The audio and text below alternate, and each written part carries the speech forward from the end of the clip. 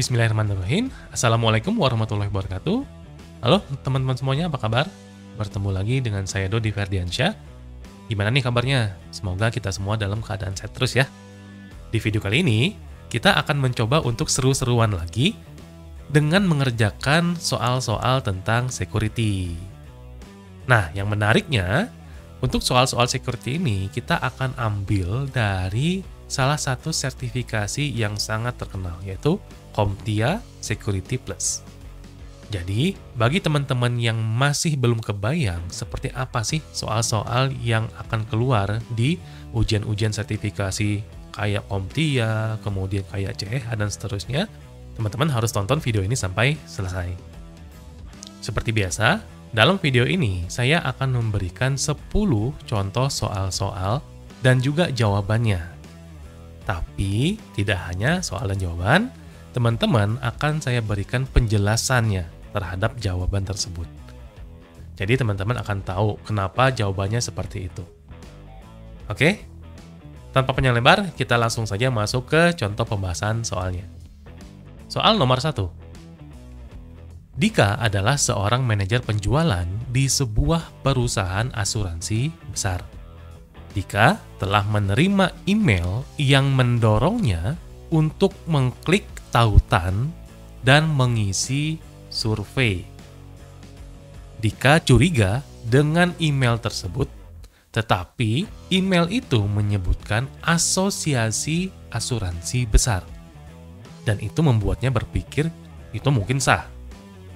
Manakah dari berikut ini yang paling menggambarkan serangan seperti yang sudah dijelaskan? A. Apakah termasuk ke serangan phishing? B. Social engineering? C. Spear phishing? Atau D. Trojan horse? Jawaban yang benar adalah C, yaitu spear phishing. Jadi bukan phishing. Kalau phishing itu secara umum. Nah, kalau kasus yang di depan ini, dia lebih spesifik. Contoh kasusnya. Jadi kata kunci dalam email ini adalah dia menyebutkan ada asosiasi asuransi yang besar. Nah, inilah salah satu ciri dari spear phishing. Jadi spear phishing itu merupakan sebuah teknik phishing yang menargetkan ke spesifik grup. Jadi bukan ke semua orang, tapi dia menargetnya itu adalah orang-orang atau grup-grup tertentu. Nah, ini konsep dari spear phishing. Nah, ini salah satu contoh bentuk dari soal-soal sertifikasi ya. Jadi akan banyak jebakannya. Jadi kalau teman-teman tidak paham tentang soalnya, oh itu bahaya. Jadi harus pilih jawaban yang tepat. Dan jawabannya pun kadang-kadang banyak banget ya. Banyak banget pilihan-pilihan yang mendekati benar. Oke, itu soal nomor 1. Berikutnya, Anda adalah administrator keamanan untuk bank berukuran sedang. Ya, kemudian Anda telah menemukan perangkat lunak di server database banknya yang seharusnya tidak ada di sana. Jadi teman-teman sebagai administrator keamanan menemukan sebuah software di dalam server database di bank kita. Kemudian tampaknya perangkat lunak tersebut akan menghapus file database jika karyawan tertentu diberhentikan. Apa yang paling menggambarkan situasi ini? A. Worm. B. Logic bomb. C. Trojan horse. Dan D. Rootkit. Jawabannya ada di salah satu pilihan ini. Kira-kira apa jawabannya menurut teman-teman? Ingat, baca lagi soalnya. Ada kata kunci di sana, yaitu perangkat lunak akan menghapus file database jika karyawan tertentu diberhentikan. Jawabannya adalah logic bomb. Ya. Jadi logic bomb ini merupakan salah satu varian dari malware. Cuman yang membedakannya adalah logic bomb dia akan tertrigger jika bertemu dengan kondisi-kondisi yang sudah ditentukan.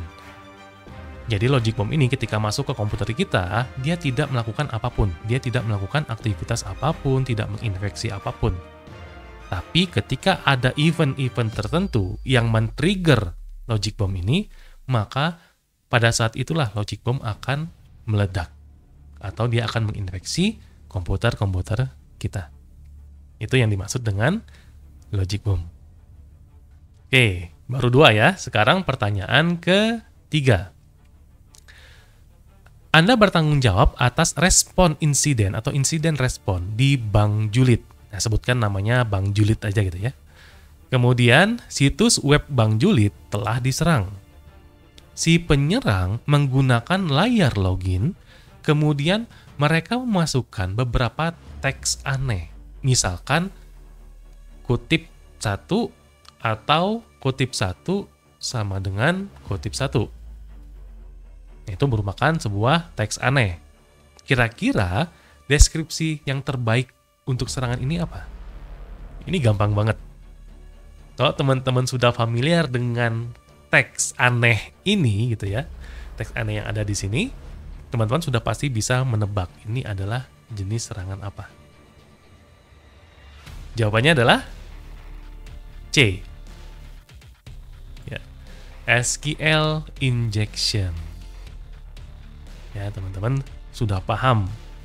Kalau ingin melakukan SQL injection, pasti kita paling tidak menggunakan sintak aneh ini ya, dalam tanda kutip, sintak aneh ini untuk mengetes apakah halaman web ini vulnerable terhadap serangan SQL injection atau tidak. Kalau XSS beda lagi. Dia menggunakan kayak perintah script kayak gitu ya. Script. Kemudian juga cross-site request forgery juga bukan. Atau ARP poisoning juga bukan. Oke, jadi jawabannya adalah SQL injection. Kemudian pertanyaan keempat. Pengguna mengeluh bahwa mereka tidak dapat terhubung ke jaringan nirkabel atau jaringan wireless. Anda menemukan bahwa WAP menjadi sasaran serangan nirkabel yang dirancang untuk memblokir sinyal Wi-Fi mereka. Manakah dari berikut ini yang merupakan jenis terbaik untuk serangan yang sudah dijelaskan? Jadi, ada serangan yang memblokir sinyal Wi-Fi. Ini kata kuncinya. Ya, catat, kata kuncinya adalah memblokir sinyal Wi-Fi. Nah, serangan dalam memblokir sinyal Wi-Fi ini disebut apa? Ada IV attack, ada jamming, ada WPS attack, dan ada botnet. Jawabannya adalah yang B, yaitu jamming. Ya, bukan IV attack, bukan WPS attack, dan juga bukan botnet.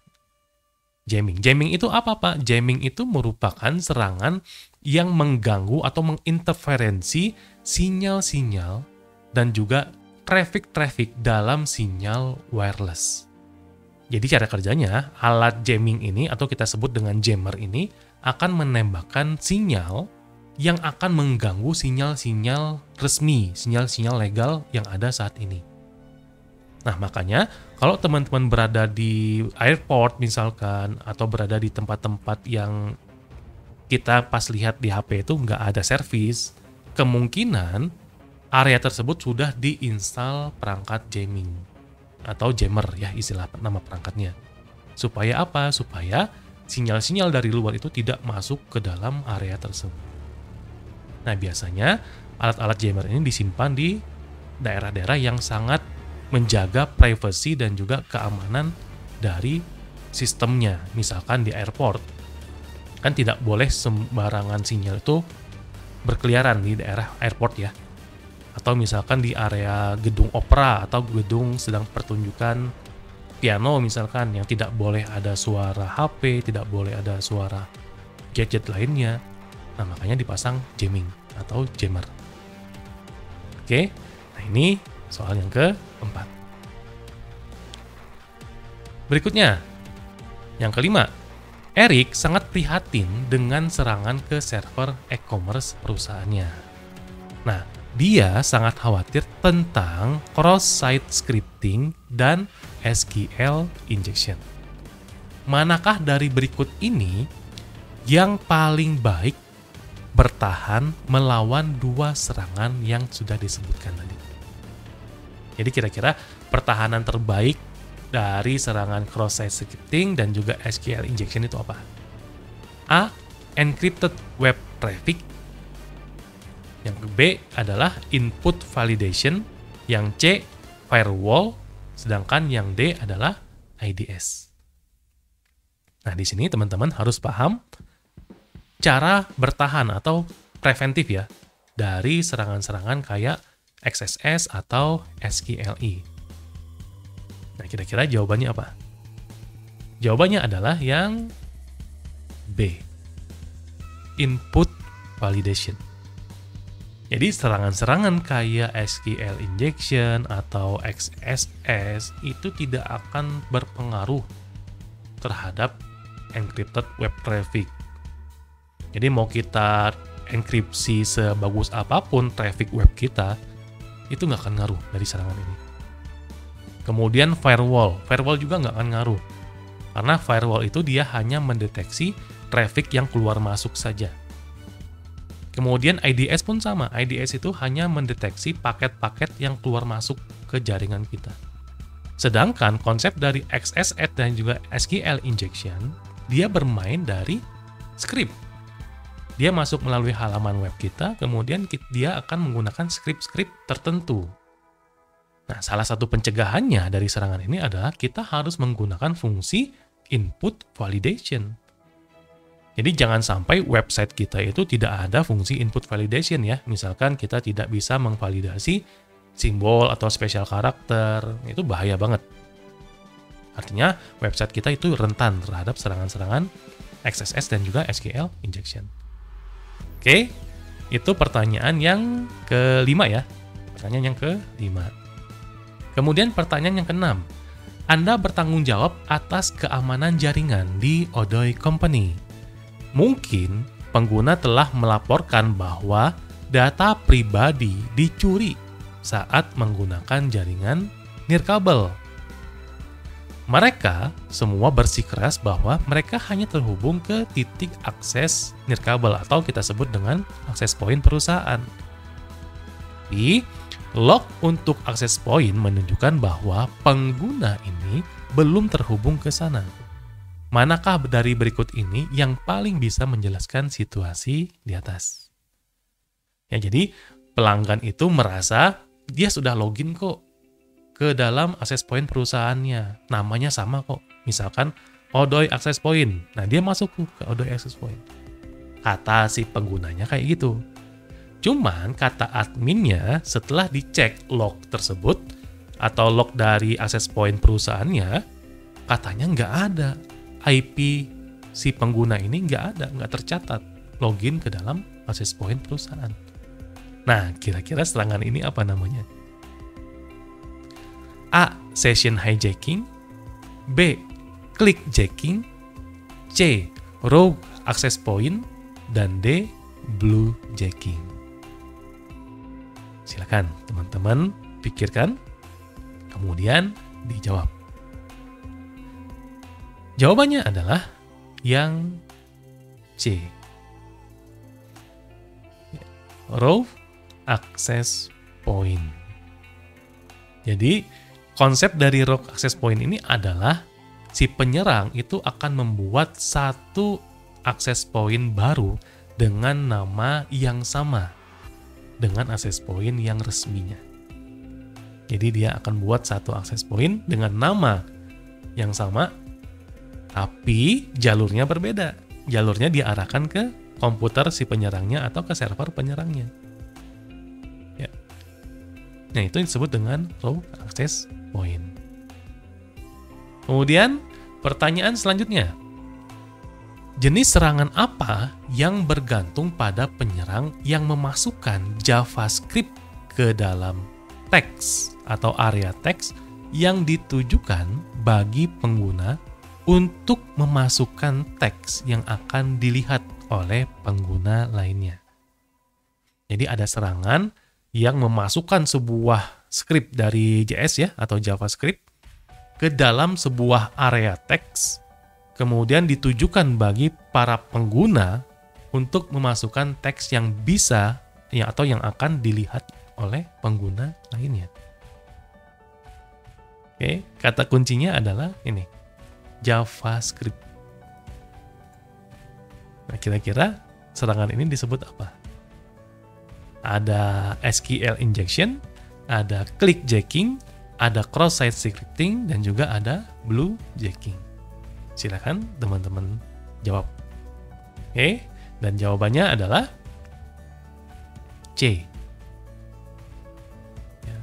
Cross-site scripting atau XSS attack.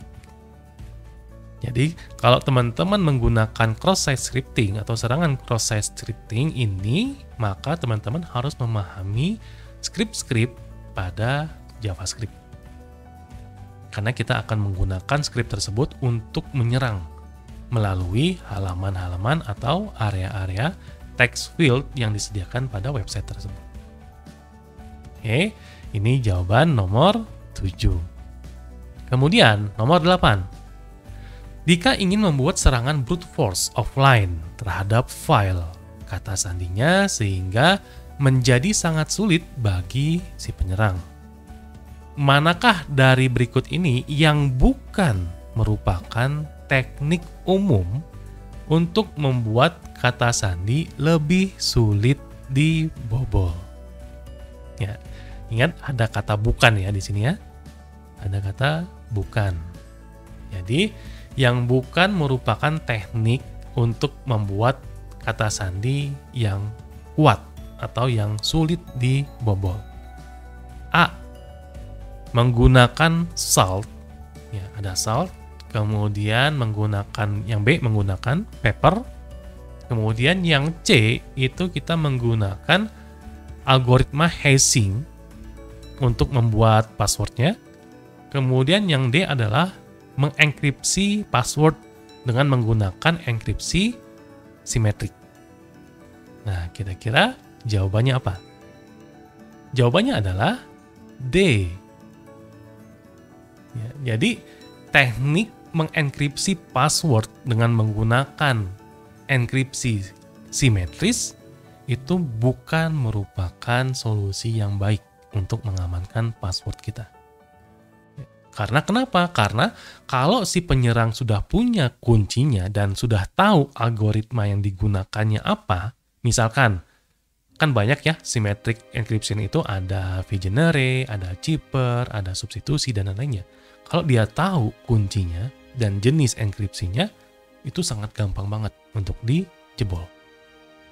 Nah, tapi kalau teman-teman gunakan asimetrik, kayak misalkan pakai hashing, ya, algoritma hashing, kemudian kita tambahkan salt di dalam password yang barunya, kemudian kita tambahkan pepper, itu akan lebih aman dibandingkan dengan sekedar menggunakan algoritma enkripsi simetrik. Kemudian, pertanyaan yang ke-9. Istilah apa yang digunakan untuk menggambarkan spam melalui layanan pesan internet? Jadi ada jenis spam yang disebarkan melalui layanan pesan atau chatting di internet. Ada spam, ada SMS spam, ada IM spam, ada two-face timing. Nah, mungkin teman-teman masih bingung ya. Ada istilah-istilah baru nih di sini. Kira-kira apa?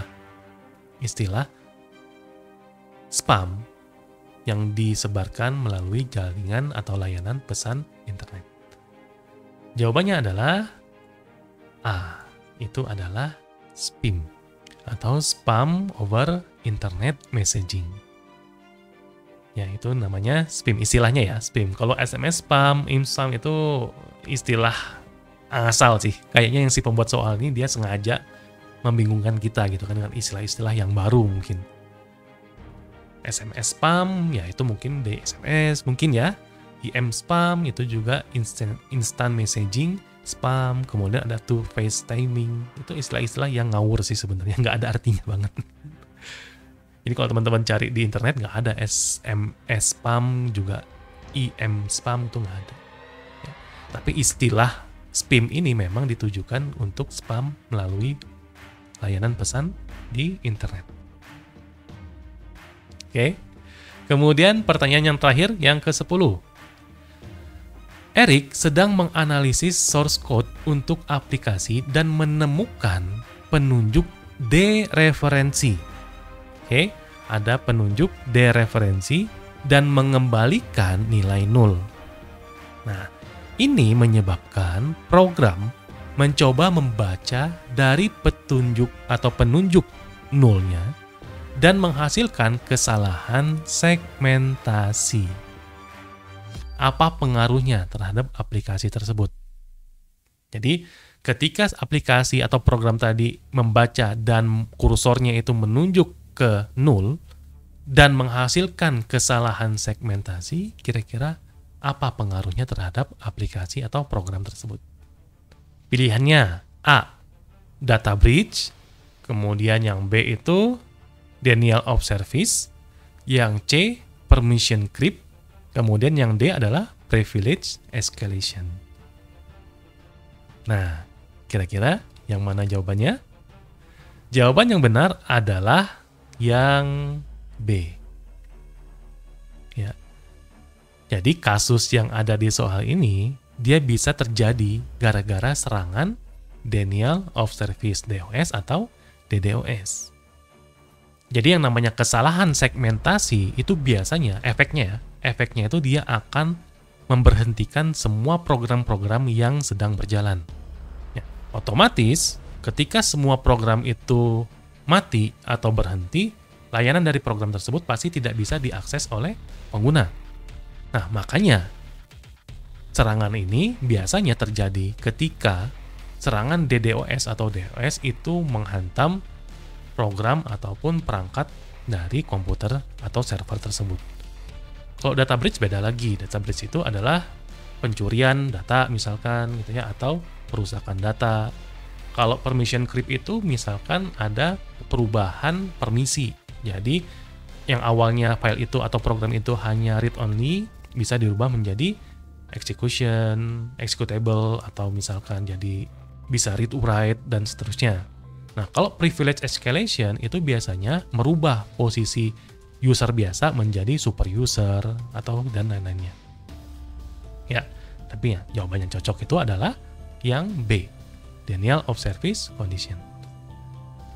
Oke, beres nih konten kita di video kali ini tentang seru-seruan kita dalam belajar dengan bentuk soal-soal ujian sertifikasi ya. Jadi kalau teman-teman lihat contoh-contoh soal tadi ada 10 kan ya. Nah, 10 itu kebanyakan bentuknya itu soal cerita. Jadi, teman-teman dituntut untuk membaca soal itu dengan teliti dan mencari kata kuncinya apa sih dari soal itu. Dan yang lebih susahnya nanti ketika teman-teman ikut sertifikasi security plus ini atau security apapun lah, bentuk soalnya itu adalah bahasa Inggris. Jadi teman-teman harus mau, suka nggak suka, harus belajar bahasa Inggris dan juga memahami maksud dari soal-soal berbahasa Inggris tadi. Karena kalau kita salah memahami soal bahasa Inggrisnya, pasti jawabannya nanti akan berbeda juga. Tapi jangan khawatir, di video-video seperti inilah nanti kita akan mencoba belajar. Jadi teman-teman paling tidak punya bayangan bagaimana sih soal-soal yang akan keluar di dalam ujian-ujian sertifikasi tersebut. Kemudian bentuk-bentuknya bagaimana. Terus pilihan-pilihannya apa saja. Jadi banyak banget. Dan juga untuk video berikutnya, kita akan terus berlatih ya bagi teman-teman yang ingin mengambil sertifikasi tentang soal-soal seperti ini. Kayaknya menarik gitu. Kalau saya bisa bantu teman-teman untuk bisa mempelajari bentuk-bentuk soalnya. Tapi nggak mungkin soal-soal ini akan keluar lagi ya. Pasti sudah diperbaiki, sudah dibuat yang versi terbarunya oleh si vendor-vendor penyedia jasa sertifikasi tersebut. Kalau teman-teman suka dengan konten-konten seperti ini, silahkan tulis di kolom komentar. Nanti saya akan buat lagi pertanyaan-pertanyaan yang bisa kita bahas di dalam video-video di konten channel saya. Terima kasih buat teman-teman yang sudah mendukung channel ini. Sampai jumpa lagi di video-video saya berikutnya. Tetap sehat, keep secure. Assalamualaikum warahmatullahi wabarakatuh.